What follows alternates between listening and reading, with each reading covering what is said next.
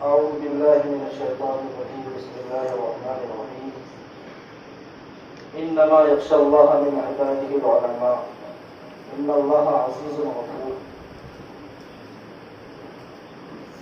میرے عزیزو، حضرات اساتذہ کرام، حضرت مولانا مفتی فواد صاحب کے بیان کے بعد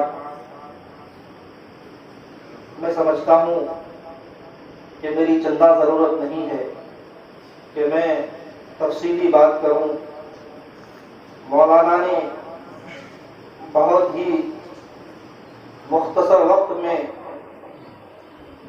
پوری جنگ آزادی کی تاریخ کو اور علماء کرام کی قربانیوں کو، ان کے کردار کو نہایت ہی خوبصورت انداز میں آپ کے سامنے پیش کیے. میرے عزیزوں، ہندوستان میں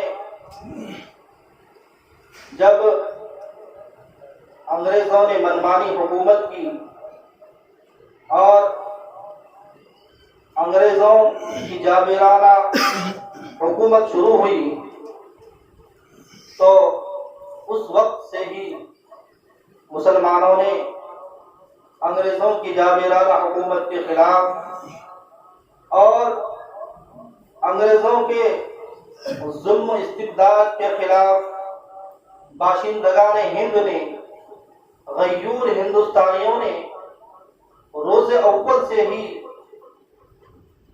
ان کی مزاحمت کا اور ان کے مقابلے کا سلسلہ شروع کیا.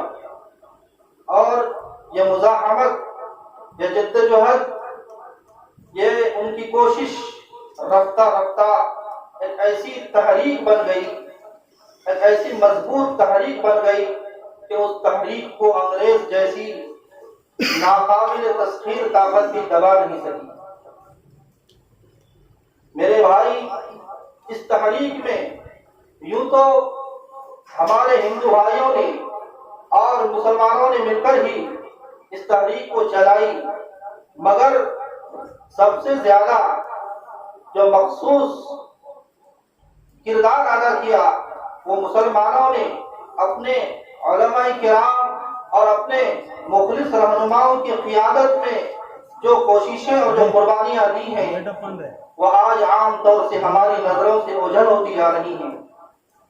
میرے بھائی، مجھے کہنا یہی ہے کہ اگر یہ لا علمی کا سلسلہ جاری رہا تو شاید آنے والی ہماری نسل کو یہ بھی یاد نہ رہے کہ ہمارے اسلاف نے، ہمارے علماء نے بھی جنگ آزادی میں کچھ قربانیاں دی ہیں.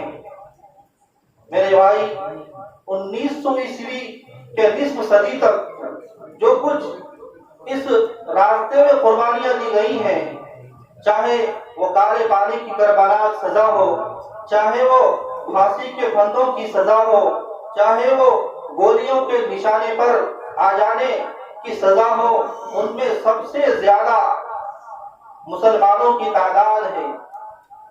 اور مسلمانوں کی تعداد کے مقابلے میں غیر مسلموں کی تعداد، ان کی مجموعی تعداد بھی مسلمانوں کے برابر نہیں ہو سکتی. میرے بھائی، آج ہم یہ 73واں جشن یوم آزادی منا رہے ہیں.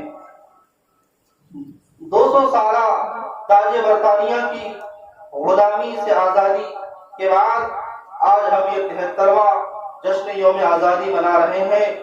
اس آزادی سے ہمیں یہ درس ملتا ہے کہ اس ہندوستان میں ذات پات، نسل اور مذہب کی کوئی اختلاف نہ ہو، بلکہ مسلمان یکجہتی کے ساتھ اور ہم آہنگی کے ساتھ اس ملک کے قوانین کو، اس ملک کے اصول اور ضوابط کو پاسداری کرتے ہوئے، اس کا خیال رکھتے ہوئے سب کو اس ملک میں تحفظ یکسانیت کے ساتھ ملنا چاہیے.